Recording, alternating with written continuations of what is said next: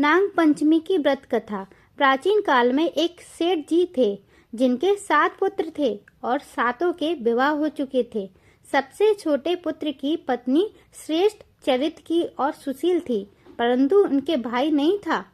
एक दिन उस घर की बड़ी बहू ने घर लीपने के लिए पीली मिट्टी लाने के लिए सभी बहुओं को साथ चलने को कहा, तो सभी एक साथ डलिया और खुरपी लेकर मिट्टी खोदने के लिए निकल पड़े। जब बहुएं मिट्टी खोद रही थी, तभी वहां पर एक सर्प निकला, जिसे बड़ी बहू खुरपी से मारने लगी। ये देखकर छोटी बहू ने उसे रोका और कहा, इसे मत मारो, ये बेचारा निरपराध है। ये सुनकर बड़ी बहू ने उसे नहीं मारा। तब वो सांप एक और जा बैठा। तब छोटी बहू ने उससे कहा, मैं अभी लौट कर आती हूँ, तुम यहाँ से जाना मत। इतना कहकर वह सबके साथ मिट्टी लेकर घर चली गई और कामकाज में फंसकर सर्प से जो वादा किया था वो उसे भूल गई। उसे दूसरे दिन वह बात याद आई तो वह सबको साथ लेकर वहां पहुंची। सर्प अभी भी उस स्थान पर बैठा था, जिसे देखकर छोटी बहू बोली, सर्प भैया नमस्कार। सर्प ने कहा, तू भैया कह चुकी है, इसलिए तुझे छोड़ देता हूँ, नहीं तो झूठी बात कहने के कारण मैं तुझे अब तक डस लेता। वह बोली, भैया मुझसे भूल हो गई, उसकी क्षमा मांगती हूँ।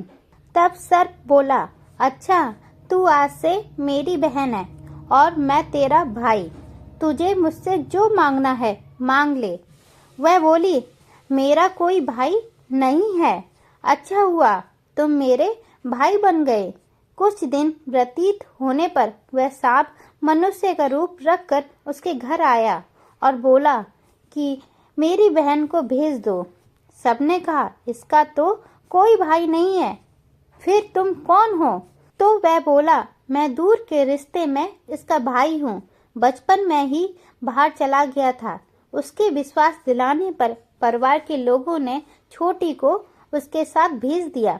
उसने मार्ग में बताया कि मैं वही सर्प हूँ, इसलिए तू डरना मत और जहाँ चलने में कठिनाई हो वहाँ मेरी पूंछ पकड़ लेना। छोटी बहू ने वैसा ही किया और इस प्रकार वह उसके घर पहुँच गई। सर्प के घर के धन ऐश्वर्य को देखकर वह चकित हो गई। इस तरह से वो उसके घर में रहने लगी। एक दिन सर्प की माता ने उससे कहा, मैं एक काम से बाहर जा रही हूँ, तू अपने भाई को ठंडा दूध पिला देना। उसे इस बात का ध्यान नहीं था और उसने सांप को गर्म दूध पिला दिया, जिससे उसका मुंह जल गया। ये देखकर सर्प की माता को गुस्सा आ गया, परंतु सर्प के समझाने पर वह चुप हो गई। तब सर्प ने कहा कि बहन को अब उसके घर भेजना चाहिए। तब सर्प और उसके पिता ने उसे बहुत सा सोना, चांदी, जवाहरात, वस्त्र भूषण आदि देकर घर पहुंचा दिया। इतना ढेर सारा धन देखकर बड़ी बहू उससे जलने लगी और कहने लगी कि तेरा भाई तो बड़ा धनवान है, तुझे तो उससे और भी धन लाना चाहिए था। सर्प ने जब ये वचन सुना तो उसने सब वस्तुएं सोने की लाकर दे दी। ये देखकर बड़ी बहू ने कहा, इन वस्तुओं को झाड़ने की झाड़ू भी सोने की होनी चाहिए। तब सर्प ने झाड़ू भी सोने की लाकर दे दी। सर्प ने छोटी बहू को हीरा मणियों का एक अद्भुत हार दिया, जिसकी प्रशंसा उस राज्य की रानी ने भी सुनी और वो राजा से बोली कि सेठ की छोटी बहू का हार मुझे चाहिए। राजा ने मंत्री को हुक्म दिया कि उससे वह हार तुरंत ही ले आओ। मंत्री ने सेठ जी से जाकर कहा कि महारानी जी छोटी बहू का हार पहनेंगे, वह हमें दे दो। सेठ जी ने डर के कारण छोटी बहू से हार लेकर उन्हें दे दिया। छोटी बहू को ये बात बहुत बुरी लगी। उसने अपने साफ भाई को याद किया और उससे प्रार्थना किया कि भैया, रानी ने हार छीन लिया है, तुम कुछ ऐसा करो कि जैसे ही रानी वो हार पहने वह सांप बन जाए और जब वह मुझे लौटा दे तब वो हार हीरो और मणियों का हो। सर्प ने ठीक वैसा ही किया। जैसे ही रानी ने हार पहना वैसे ही वह सांप में बदल गया। ये देखकर रानी चीख पड़ी और डर गई। ये देखकर राजा ने सेठ के पास खबर भेजी कि छोटी बहू को तुरंत भेजो। सेठ जी स्वयं छोटी बहू को लेकर राजा के दरबार में उपस्थित हुए। राजा ने छोटी बहू से पूछा, तूने क्या जादू किया है? मैं तुझे दंड दूंगा।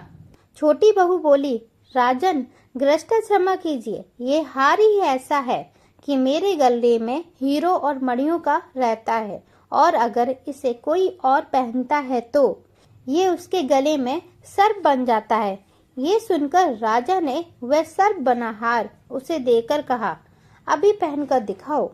छोटी बहू ने जैसे ही उसे पहना वैसे ही हीरो मणियों का हो गया। ये देखकर राजा ने प्रसन्न होकर उसे बहुत सी मुद्राएं भी पुरस्कार दिए। छोटी बहू अपने हार और अपने पुरस्कार सहित घर लौट आई। उसके धन को देखकर बड़ी बहू ने ईर्ष्या के कारण उसके पति को सिखाया कि छोटी बहू के पास कहीं से धन आया है। ये सुनकर उसके पति ने अपनी पत्नी को बुलाया और कहा कि ठीक ठीक बता, ये धन कहाँ से आया है। तब वह स्त्री फिर से अपने सर्प भाई को याद करने लगी। तब उसी समय सर्प ने प्रकट होकर कहा, यदि मेरी धर्म बहन के आचरण पर किसी ने संदेह प्रकट किया तो मैं उसे खा लूंगा। ये सुनकर छोटी बहू का पति बहुत प्रसन्न हुआ और उसने सर्प देवता का सत्कार किया। कहते हैं उसी दिन से नाग पंचमी का त्योहार मनाया जाता है और स्त्रियां सांप को भाई मानकर उसकी पूजा करने लगी। धन्यवाद। अगर आपको नाग पंचमी की व्रत कथा अच्छी लगी हो तो वीडियो को लाइक कर लेना और चैनल को सब्सक्राइब कर लेना। मिलते हैं एक नए वीडियो के साथ, तब तक के लिए नमस्कार।